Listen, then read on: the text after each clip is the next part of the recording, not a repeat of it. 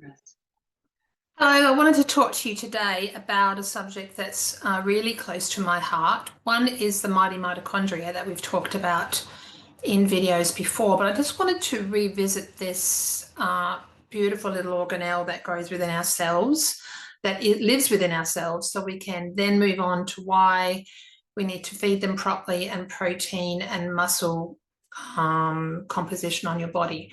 So as you might already know, but I'm going to remind you again, mitochondria are the powerhouses of the cell. They provide energy that keeps us ticking over. They turn food and oxygen into ATP, which is the measurable unit of energy that our body uses. Without mitochondria, we wouldn't exist. They are tiny. They're so small. On average, every human cell, which we know is tiny anyway, has around 300 to 400 of these guys working at any given time.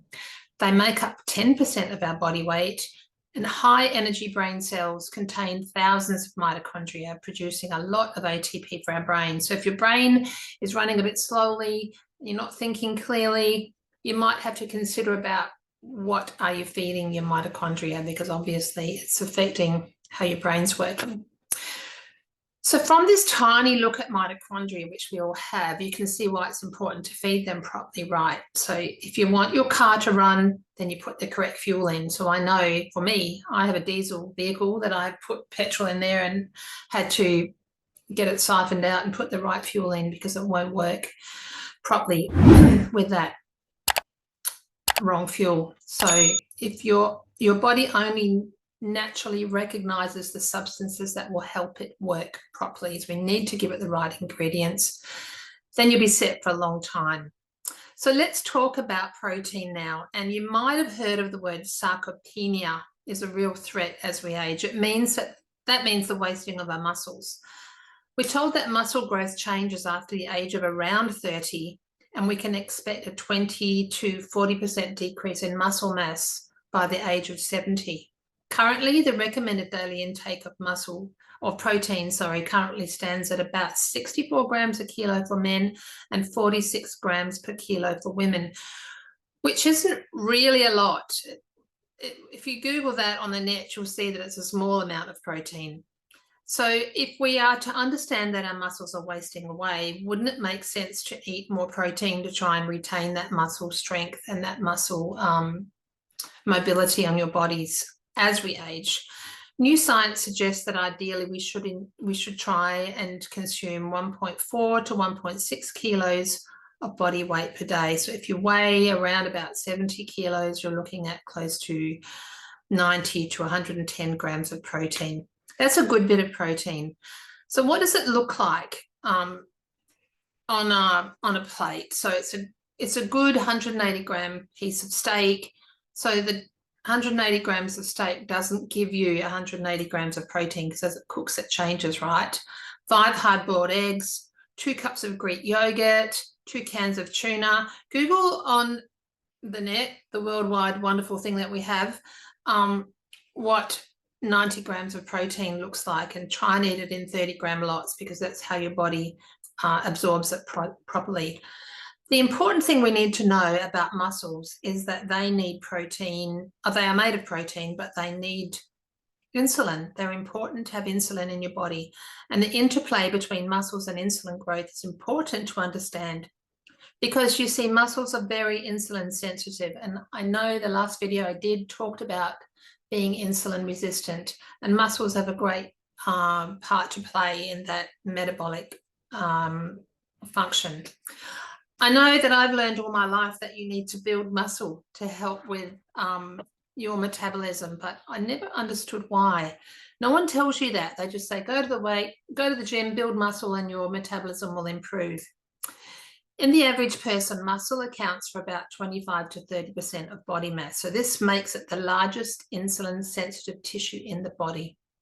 And as we know, insulin is the hormone that drives blood glucose levels. When we have high levels of carbs in our blood, they always turn into sugar, and then they get stored as fat.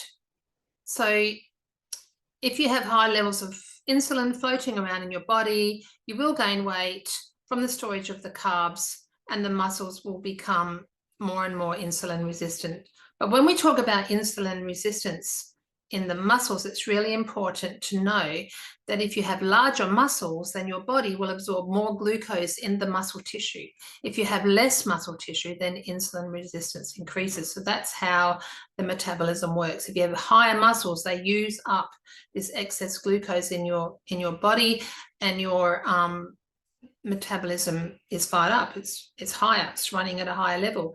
It's important to get your head around this as we age. And if the stats are right and we lose muscle tissue, then our bodies will become, just by the journey, more insulin resistant, which means you will gain more weight and end up with the health impacts that we have come to understand come with aging, which incidentally are also the health conditions that are directly related to metabolic illness, which I talked about in my last video. Illnesses such as blood pressure, aches and pains, tiredness, fatty liver disease, that little muffin, gradually you gain weight, type 2 diabetes, skin conditions, Alzheimer's, and the list goes on. So I want to stress to you today that you need to get into some resistance training daily to make sure you hold on to the muscle that you have. Insulin resistance in the muscles will also cause a change in muscle function. So insulin resistance in muscles will contribute to muscle loss. It will contribute to the ability to use those muscles to capacity and decrease muscle performance, which we're not talking about being a weightlifter in a gym here. We're talking about walking from the couch to your car. You need your muscles to be working, which leads to a condition that develops as we lose muscle in our body. So if we're not feeding them properly, we'll lose muscle. So if you're not feeding your plants the right fertilizer to make them green and glossy and they've gone brown and yellow, the same thing happens to your muscles. If you're not feeding them properly, they will literally starve in your body. So sarcopenia is what I'm talking about. It's a condition that develops as we age. It's a tragic condition that occurs as we age and we lose muscle. We need to encourage that protein muscle turnover in our muscles to encourage growth. There may have a less chance then of falling over and breaking a hip or breaking a femur as you age, or fracturing your pelvis. I often wonder whether the elderly that we see in nursing homes are there because they're sick or they're there because they're frail, because as you age, it's generally understood that you'll become frail and you'll become weaker. And did you know that if you fall and break your hip, your life expectancy is actually shortened? Because when you're older and you fall and you hurt yourself, the rehabilitation is a lot more than when you're younger. So this little video is all about trying to help you to understand the need to keep muscle on your body. I know in 2012, I went on a holiday up to Karajini, which is in the northern part of Western Australia. And there are massive gorges that go down 2 kilometers into the ground. Beautiful, beautiful things to investigate and explore. But we met 2 men in their 80s while we were at the gorges, and they were running up and down those gorges like Billy-O. And there are stairs that you can get up and down. There are rock walls that you can climb up and down. Obviously, it's safe for people to use. But these guys were able to just nimbly get up and down these rocks and up and down these steps. And I thought to myself at that point, that's what I want to be like when I'm 80. I don't want to be in a nursing home. So it's important to make that choice for yourself. Where will you be? What will you look like when you're 80? Will you be in a nursing home, not able to get up and down out of your chair?